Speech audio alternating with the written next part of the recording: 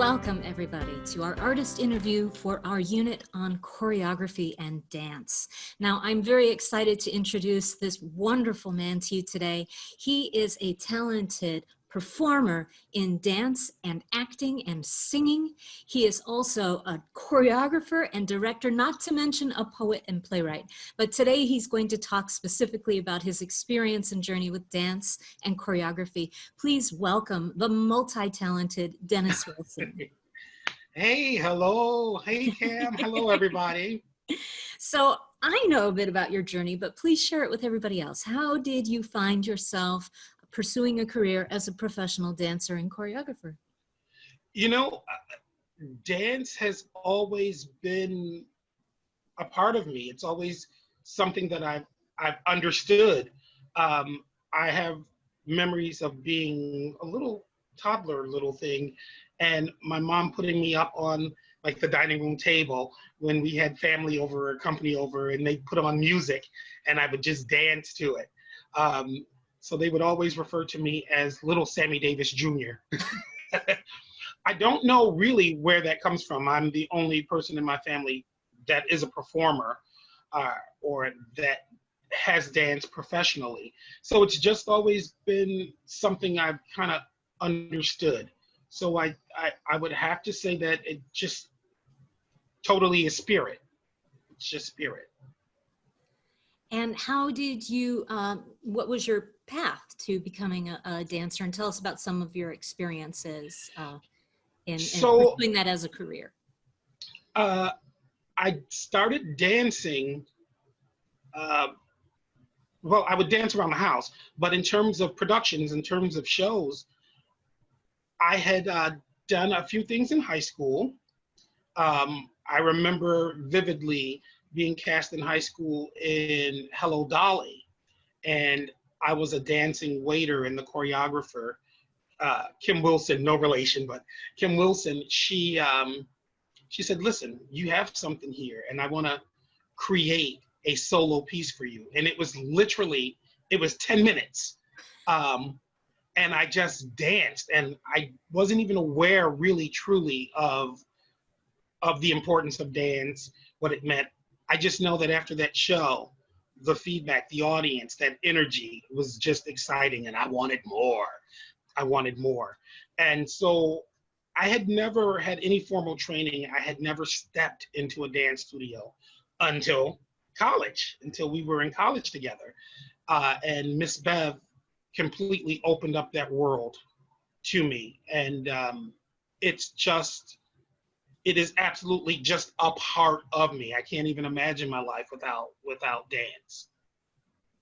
So what were some of the things that you did after graduation when you were starting your career? So after graduation, I went to New York City with the goal of staying there.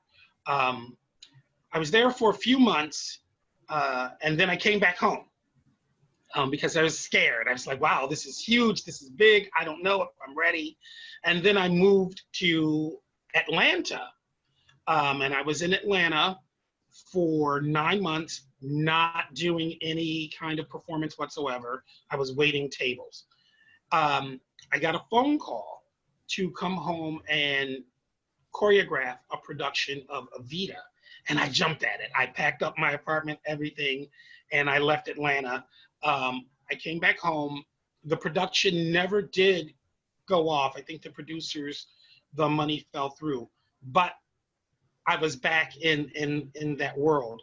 So I started performing in Buffalo, doing local theater in Buffalo. And as much as I love to act and sing, I mean, literally people would say to me, oh, you can dance, just shut up and dance. I did. And here's the interesting story about a chorus line.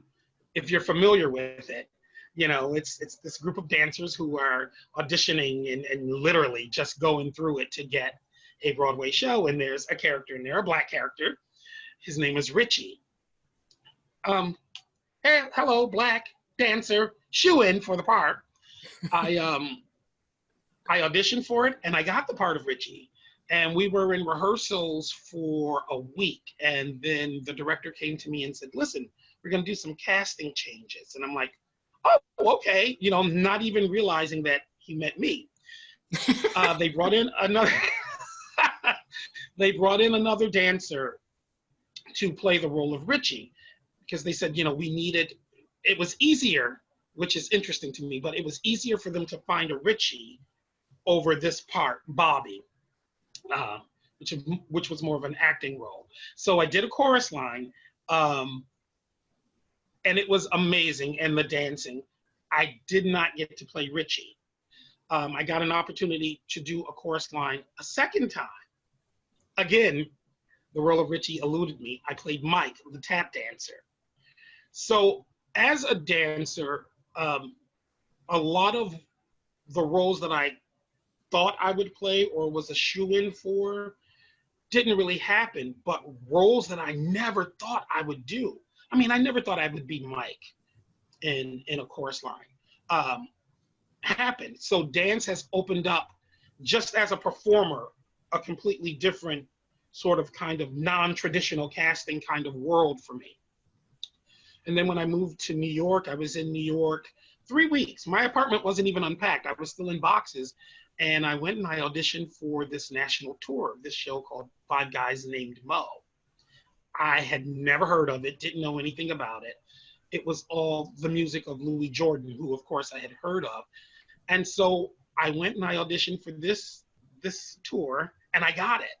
And I was Little Mo, and he's that character is like the dynamo of the show, and it was literally 2 hours and 15 minutes of nonstop dancing, acting, singing on stage. I mean, there's no really book dialogue; it's all told through song and dance, and so that kind of is really truly how the journey had started. I then, while in New York, I was plugged into a theater company, the Weather Vane Theater, up in Whitefield, Whitefield, New Hampshire, and a gentleman had brought me on. He was directing a production of Sophisticated Ladies and needed a choreographer.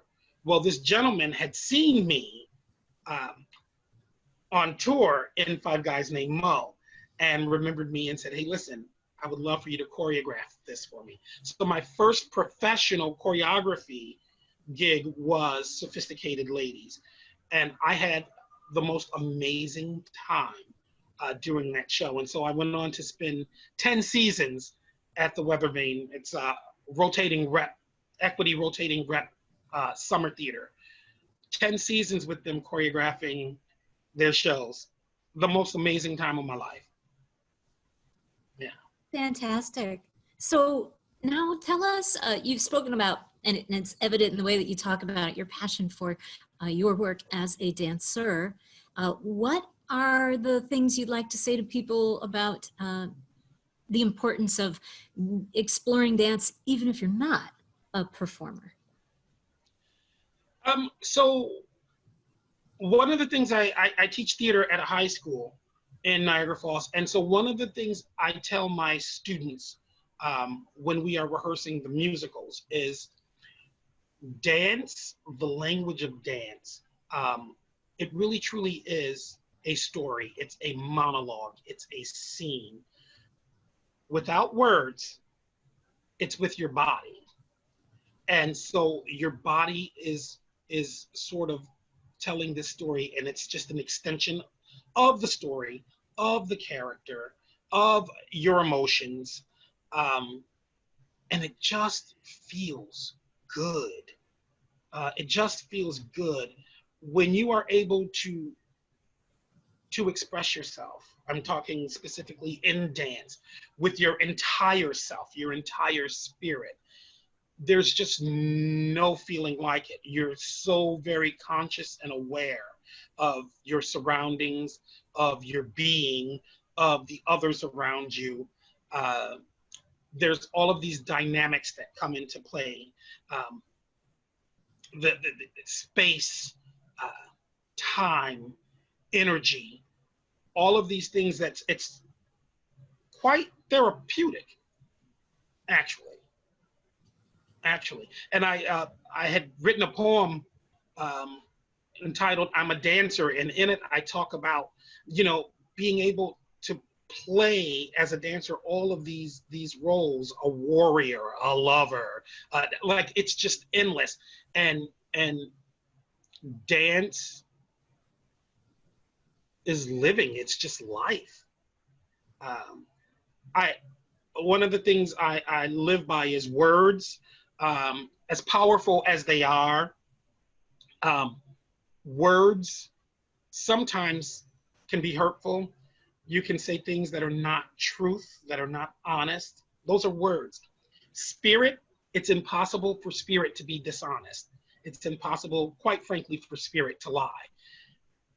Spirit is just, it's truth. And that's what dance is. It's just from your spirit. What would you say to some people who are going into a elementary classroom about the importance of trying to incorporate some dance for their kids? I would say one of the things, a lot of people are nervous. They're afraid people are looking at them and going to laugh and going to point and going to snicker and things like that. No, I've never, ever in all of my years of dance, I've never seen that happen. Um, it is such an amazing vessel for you to become comfortable with yourself and understanding your body and understanding what works for your body and in your body. Um, it gives you a sense of confidence. I mean, the healthy side of it too, the physicality of it, it's just healthy, but there's a sense of confidence. You carry yourself in a certain way. You stand a little taller. You're conscious of how you're sitting and not slouching. Um, you're conscious of how you are connecting with other people other than words. And that's really essential for children, especially those who are gaining language or Yes, also are just physical learners, that they're able to yes, engage in something where they can express, whereas they don't have language to do that. yes. And I mean, and so there are professionals who study body language as a living, and they can, ascertain certain things about a person just from studying the body language. That's in a sense dance, you know. Um, okay, so the music isn't there. You're not counting, in your head and the rhythms and the notes, but every single human being on the face of this earth, in my opinion, are dancers. We have movement. Even those of us who are physically challenged with movement, there is movement. There is that energy, and I'm going to say the word again. You'll probably hear me say it a zillion times: spirit in us. And I think the core of every single human being's spirit, every being's spirit, the core of their spirit is movement, is dance. Cool. So as they go into their at-home choreography experiment, they're going to be putting together some simple combinations and then getting some random choices to switch it up. What are some things that you can give them as tips or ideas to experiment a little bit more with Mhm. choreography as they're developing it? So, the first thing I would say is close your eyes and breathe. Just breathe and let the breath really go through your entire body. Put on a piece of music, any music, and first and foremost, don't try to create anything. Don't try to create. Don't try to count 1, 2, 3, 4, 5, 6, 7, 8. Don't do that when you're beginning. Just put on music and just dance. Just move around. Be silly, be serious, be comical, be dramatic, be all of it, and just dance. Get yourself comfortable with moving your body. Get yourself comfortable with being able to attach yourself to a piece of music. I promise you, in terms of choreography, the story will start to happen. And most often, music is the story, it's the foundation. or the lyrics of a song is the foundation for your movement. It inspires you. Whenever I choreograph, uh, I'm always nervous because I'm like, I want to be true to the story. I want to be true to the characters. And to calm my nerves, I just put on music, not the show particularly that I'm working on. Um, it could be show music, it could be a top 40s hit, it could be doo-wop from the 50s. Um, I just put on music and I just dance. I just move around. I don't plan a single step. I just move around. And then I start to formulate this. Oh, I kind of like what I did there. Okay, let me see if I can apply that to this music. Um, and that's how I start everything that I've ever choreographed. If it's a show that has been previously produced, which 99.9% of the time it is, I will watch once, maybe twice, just to make sure I'm getting the feel of what the show's original intent is. But after I start getting into the work and choreographing, I don't watch anymore because I don't want to be influenced by that choreographer's work. I want to be able to create.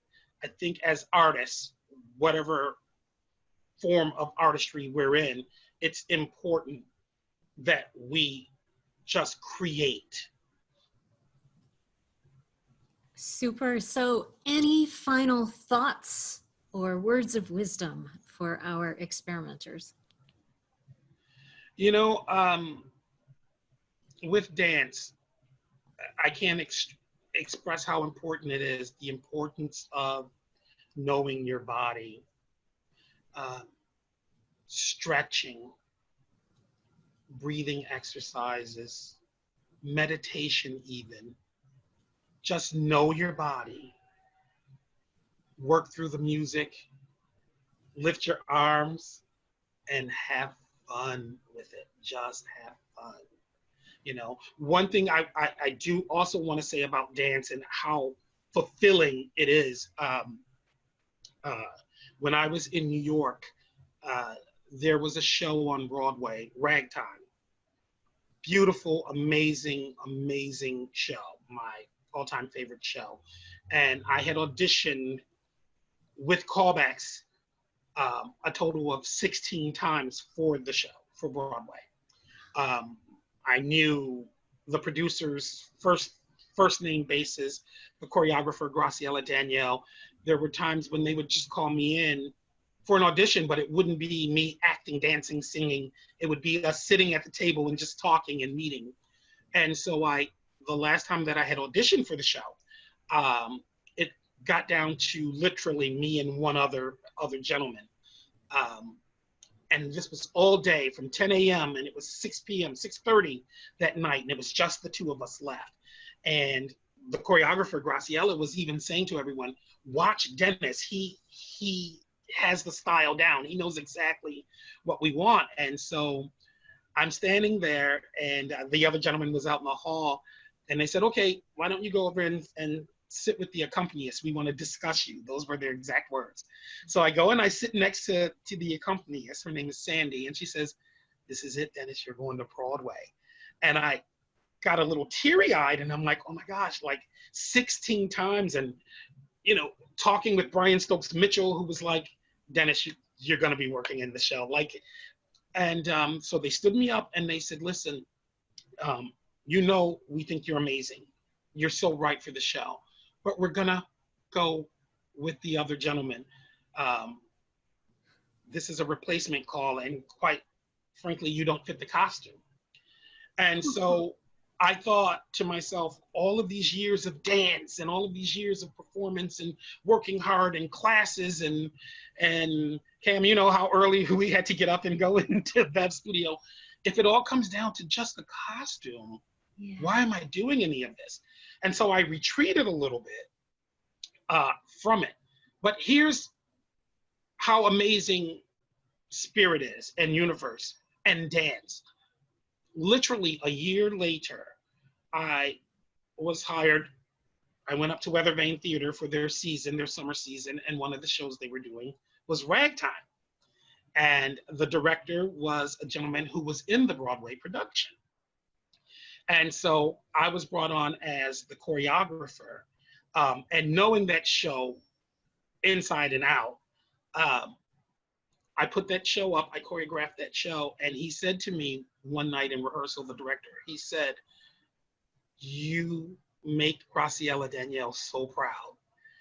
And it meant the world to me because I just think the world of her as a choreographer and that show. And here's the wonderful thing about dance, about me being a choreographer. I did not get that show. I didn't get the Broadway show. If I had gotten it, I would have played just one track. I would have been that one chorus boy character. But a year later, choreographing the show, I got to experience in a way I never possibly could have. I got to be, as choreographer, every single character in that show. And so that's what dance and choreography has brought to me. And I guess if I were to say anything to any of you, those of you who are dancers, those of you who are just starting out, dance literally brings the world to you. And that's an awesome thought to end on. Thank you so much for sharing your story with us today. Thank you. Continuous thread that we have with all of our artists about having fun and taking risks and allowing yourself to just see what happens and not feeling that things have to be perfect. So thank you so much, and we wish you the best of luck with everything. Oh, thank you. Thank you. I look forward to coming back. Have me back. I would love to. Okay. All right. Okay. See you till next time. Bye-bye.